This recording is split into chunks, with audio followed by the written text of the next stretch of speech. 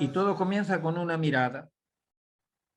Veías a los emigrantes al lado de la autovía, los veías con la mano tendida, corriendo detrás de los coches con las manos tendidas, y eso indicaba que estaban necesitados y estaban pidiendo. No me hizo falta verlos 2 veces para tomar la decisión de ir siempre cargado de cuanto podía comprar, sabiendo que aquello que hacía podía ser interpretado de 1000 maneras que nada tienen que ver con la justicia. Para mí, aquellos chicos eran pobres y tenían hambre. Para la legalidad, eso era para mí. Para la legalidad vigente, aquellos chicos eran clandestinos, eran sin papeles, eran una amenaza, eran posibles mafiosos, posibles terroristas. Para mí, lo que hacía, lo que yo estaba haciendo, era una cuestión de conciencia. Era sentido de responsabilidad. La de aquellos chicos era una necesidad que yo podía no haber visto, pero una vez que la ves, aquello deja de ser simplemente una necesidad que ellos tienen para ser una responsabilidad que yo tengo, mi responsabilidad, una responsabilidad de la que ya no me puedo desentender. Y corría el riesgo de que aquello que hacía fuese para la legalidad vigente una evidencia de trata de personas. Fijaos que esto es lo que le sucedió a Elena, pero hoy se educa simplemente para consumir y estar contentos consumiendo. A mí me sorprende desde hace muchísimos años, me sorprende que eso que llamamos en los institutos religiosos las vocaciones, que no hay, manifestamente no hay, nos estamos cerrando todo y tal, y no sé si gracias a Dios, pero a lo que voy. Me sorprende que en los jóvenes falte inquietud por la lucha, inquietud por un ideal. Todo lo que nosotros digamos que de alguna manera justifique lo que pasa en las fronteras, lo legitime de cualquier manera, eso está hiriendo profundamente a cada uno de los emigrantes. Y eso la Iglesia no se lo puede permitir.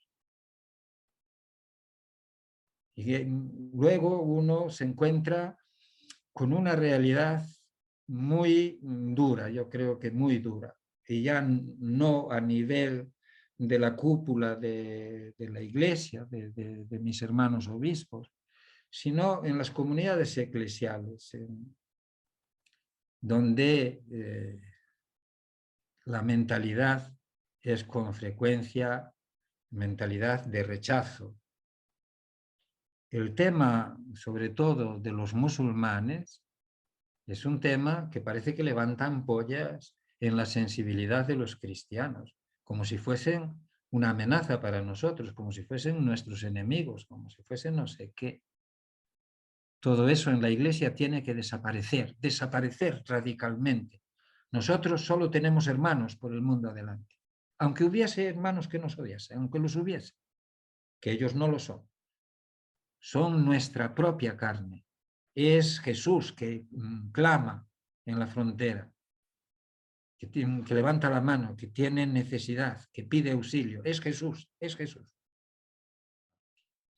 Esa entidad mínima tiene una serie de instituciones fundamentalmente religiosas, institutos religiosos, pero sobre todo femeninos, que se ocupan de la atención a las necesidades más a la vista de la sociedad marroquí, de aquel mundo en el que nosotros vivíamos. Entonces, los ámbitos, digamos, más vulnerables tienen que ver siempre con la mujer, con la mujer. La Iglesia ha trabajado muchísimo con la mujer marroquí. La Iglesia, digo, no yo. La Iglesia con la mujer marroquí. Con los jóvenes marroquíes, sobre todo los que no tienen ningún tipo de recurso, es decir, chicos y chicas de familias desestructuradas. La Iglesia en ese sentido se ha ocupado siempre y se ocupa de lo último, allí donde no llegan para nada las instituciones del Estado.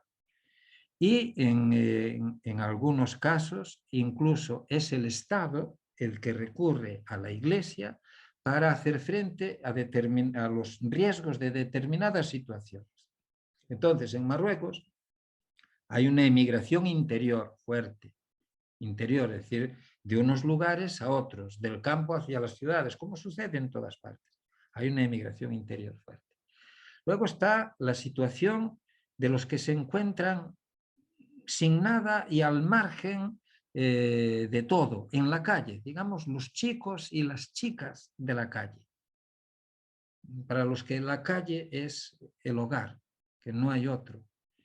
A eso se les ve en las fronteras intentando siempre buscar un resquicio para colarse en un coche o un camión o un autobús, colarse en la frontera y pasar a Melilla o a Ceuta, donde luego intentarán pasar a la península.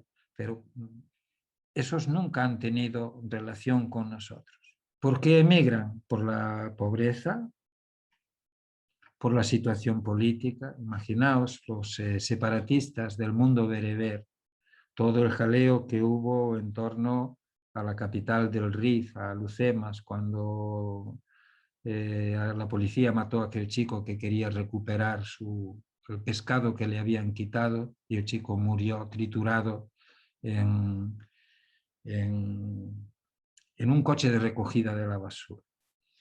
Bueno, fueron meses, yo no sé si llegó a años de revuelta en el Rif. Bueno, pues muchos de esos jóvenes luego escapan, se van, emigran. Y tú dices, después de todo, esos son unos afortunados, porque salen de su país, tienen Europa al lado. Mientras están allí, están en su país. Tienen una legislación que todavía les protege, aunque sea de aquella manera. Pero los que están en Marruecos, que provienen del sur del Sahara, esos son carne de cañón para todo el mundo, para todo el mundo. Todos, y como podéis imaginar, sobre todo ellas, todas. El mundo de la violación de los derechos de la mujer en los caminos de la emigración, no lo he visto tratado en ningún sitio, pero creo que sería un tratado insoportable. Insoportable. Con Elena lo denunciamos en su día, fui con ella ante el defensor del pueblo hace muchos años.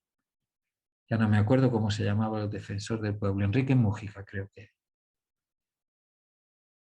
Y fuimos a pedir que se estableciera un protocolo para las policías para detectar la trata de mujeres, para detectar el abuso sexual,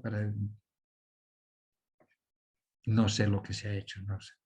Tengo que decir, sí, que los defensores del pueblo, aquel y los siguientes, siempre nos recibieron bien, siempre nos atendieron con mucha delicadeza y yo creo que se comprometieron realmente, porque he leído la relación ante el Parlamento español de alguno de esos defensores del pueblo a propósito de la situación de los emigrantes y de los CETIs y de estas cosas, ya no me acuerdo cuál era.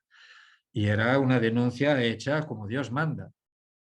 ¿Pero qué consiguió? El defensor del pueblo no tiene poder ejecutivo. Pero en el gobierno del PSOE, con Podemos por el medio, ¿Marlaska ha hecho algo diferente al resto de ministros de Interior? Marlaska peor que los anteriores, creo yo, con mucho además. porque reviste las cosas de una bondad que no tiene. Tú imagínate lo que significa quitar nosotros las concertinas, pero esperar a quitarlas a que las tenga puestas Marruecos. Eso es de una... Eso es, iba a decir hipocresía, pero entonces no quiero porque es hacer juicios sobre... Pero a mí no me parece de recibo. Dice, vamos a mejorar la situación y vamos a poner unas vallas enormemente mucho más altas y vamos a abrir más fosos y vamos a poner... Y vuelve el discurso que hacía antes. Si lo que gastamos en impedir el paso lo gastásemos en acoger, el problema estaba resuelto desde hace muchísimo tiempo. Yo creo que la política no va a cambiar en eso, como no cambia en lo que se refiere a la economía.